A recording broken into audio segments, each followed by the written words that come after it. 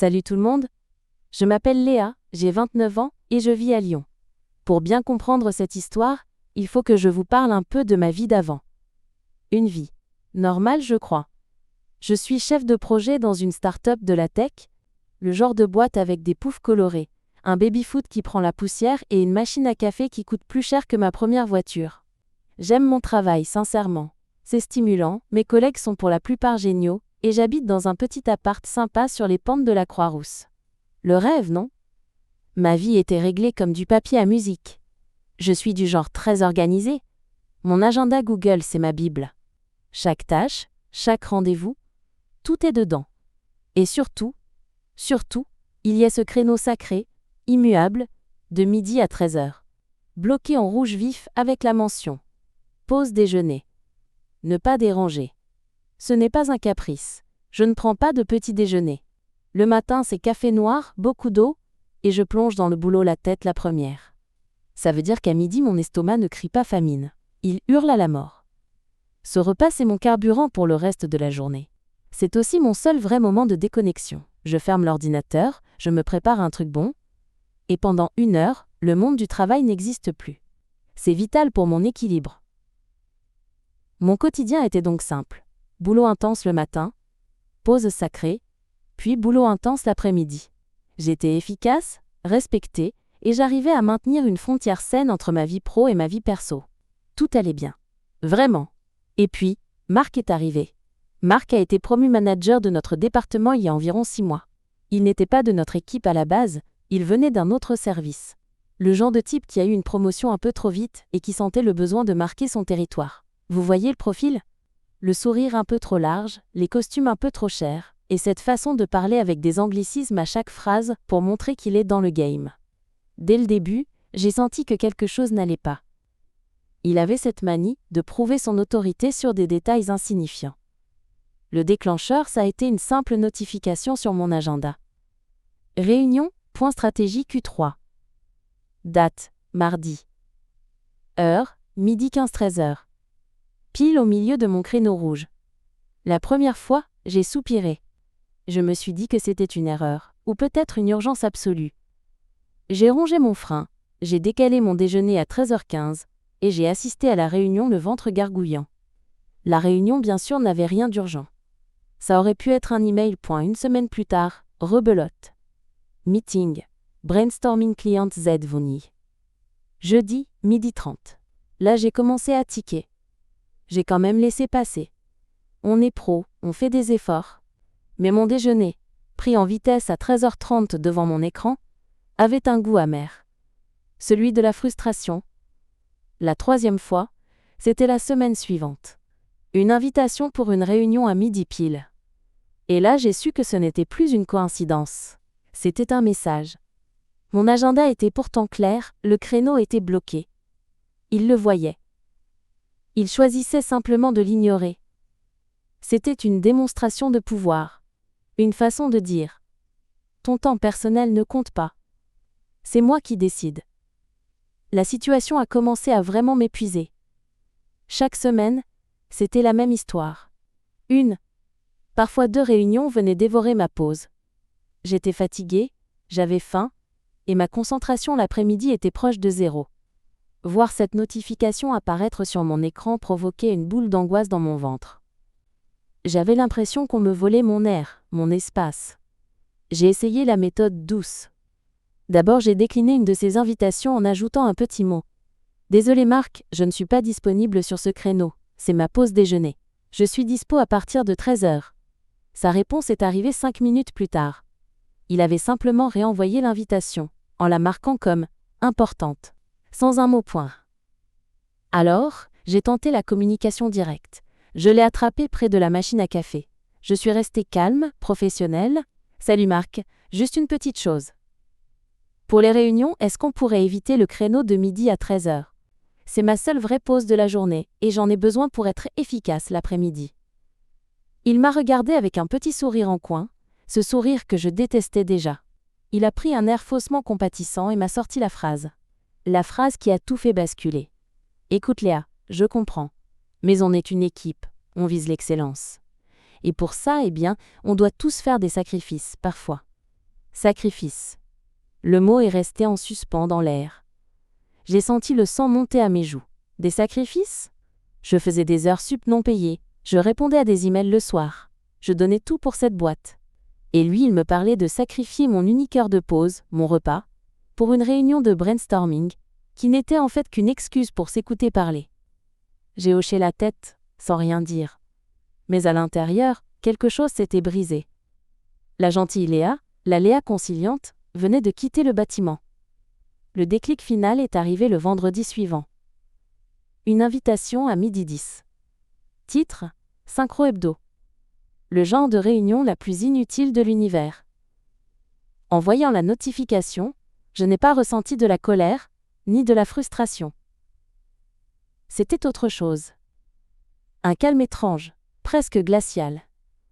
J'ai regardé le titre, puis mon agenda, puis le nom de Marc. Et j'ai souri, c'était ça, le moment de bascule. J'ai compris que la discussion, la logique, la politesse, rien de tout ça ne fonctionnait avec lui. Il ne respectait pas les règles tacites de la vie en entreprise. Il ne respectait pas les gens. Il ne comprenait que le pouvoir et l'humiliation. Et cette petite phrase, « On doit tous faire des sacrifices », elle tournait en boucle dans ma tête. Très bien, Marc. Très bien. Tu veux des sacrifices? Tu vas en avoir. Un plan, simple, absurde et absolument magnifique, a commencé à germer dans mon esprit. Mon plan n'était pas de me battre. C'était de la conformité malveillante. Il voulait que j'assiste à une réunion pendant ma pause déjeuner? Parfait. J'allais donc déjeuner. Pendant la réunion, le jour J, une boule de nervosité et d'excitation dansait dans mon ventre. J'ai préparé mon arme pour cette première bataille. Une énorme assiette de spaghettis à la bolognaise. Le plat bien réconfortant, mais aussi potentiellement salissant et bruyant. C'était parfait. À 12h09, j'ai rejoint l'appel Zoom depuis chez moi. J'ai allumé ma caméra, comme toujours. Mes collègues étaient là, l'air un peu las. Marc a commencé à parler de synergie et de KPI. À 12h12, mon micro-ondes a sonné. Je me suis levée, je suis sortie du champ de la caméra et je suis revenue avec mon assiette fumante. Je l'ai posée sur mon bureau, bien en évidence. J'ai attrapé ma fourchette. Les regards de mes collègues ont commencé à dériver vers ma vignette. J'ai vu des sourcils se hausser. Et là, j'ai commencé à manger, sans couper mon micro. J'ai enroulé une grosse bouchée de spaghettis, je l'ai portée à ma bouche. Le bruit de l'aspiration a dû être magnifique. J'ai mâché bruyamment, en fixant Marc avec un air très concentré, comme pour montrer que j'écoutais attentivement. De temps en temps, je hochais la tête, ou je levais un pouce approbateur, la bouche pleine. Un filet de sauce a coulé sur mon menton. Je l'ai essuyé nonchalamment avec le dos de la main. Le monologue de Marc a commencé à vaciller. Il perdait le fil. Les autres membres de l'équipe essayaient de ne pas rire, mais je voyais leurs épaules trembler. C'était un silence assourdissant, seulement brisé par mes bruits de mastication et le tintement de ma fourchette contre l'assiette. J'ai savouré chaque seconde. C'était le meilleur plat de spaghettis de toute ma vie. Il n'a rien dit. Mais son visage était passé du rouge à la colère, au blanc à l'incrédulité. La réunion s'est terminée plus tôt que prévu. Un de mes collègues m'a envoyé un message privé. « T'es une icône. » Je pensais que le message était passé. Erreur. Quelques jours plus tard, nouvelle invitation. Mardi, 12h20. Marc était soit très bête, soit il voulait tester mes limites. D'accord. Challenge accepté. Cette fois, j'ai sorti l'artillerie lourde. Des ailes de poulet bien grasses, marinées à la sauce barbecue. Le genre de plat qui se mange avec les doigts, qui vous en met partout. Le spectacle était encore plus grandiose. J'avais les doigts poisseux, la bouche luisante de sauce, et je léchais mes doigts un par un, en regardant la caméra droit dans les yeux. Le niveau de malaise dans la réunion a atteint des sommets. C'est là qu'il a craqué. À la fin de la réunion, alors que tout le monde se déconnectait, il m'a retenu. « Léa, on peut parler 2 minutes ?» J'ai pris un air innocent. « Bien sûr, Marc. » Il a pris une grande inspiration, le visage crispé. « Est-ce que tu es obligé de manger pendant nos réunions ?» J'ai attendu une seconde. J'ai savouré ce moment. Puis, j'ai affiché mon plus grand sourire, un sourire calme et un peu ironique. Et j'ai prononcé la phrase magique. « Eh bien Marc, on doit tous faire des sacrifices, parfois. » Son visage. Ah, son visage. Si j'avais pu le prendre en photo, je l'aurais encadré. La compréhension a lentement remplacé la colère. Il a compris qu'il s'était fait piéger avec ses propres mots. Il n'avait rien à répondre. Il a bafouillé quelque chose d'incompréhensible et a mis fin à l'appel. Et voilà. C'est la fin de l'histoire. Pas une seule réunion n'a été programmée pendant ma pause déjeuner depuis. Mon créneau de midi à 13h est redevenu une zone sacrée, respectée par tous. Mais l'histoire ne s'est pas vraiment arrêtée là. Ce petit acte de rébellion est devenu une sorte de légende au bureau. Et mes collègues, trouvant l'histoire hilarante, ont commencé à me mettre au défi. La prochaine fois, tu ramènes quoi? Une fondue? Et c'est devenu un jeu. Marc, probablement par pur orgueil, a tenté de programmer une autre réunion à 12h30 quelques semaines plus tard. Je crois qu'il voulait voir si j'oserais. Oh, j'ai osé. J'ai apporté un appareil à fondue. J'ai fait fondre du fromage en direct pendant qu'il parlait de la vélocité de notre sprint. L'odeur a dû presque traverser l'écran. La réunion a duré 10 minutes. Les gens étaient morts de rire. La nouvelle s'est répandue. Je suis devenue la fille de la fondue. Mon acte de vengeance est devenu une performance artistique. Les enjeux ont commencé à monter, poussés par mes collègues qui me lançaient des idées de plus en plus folles.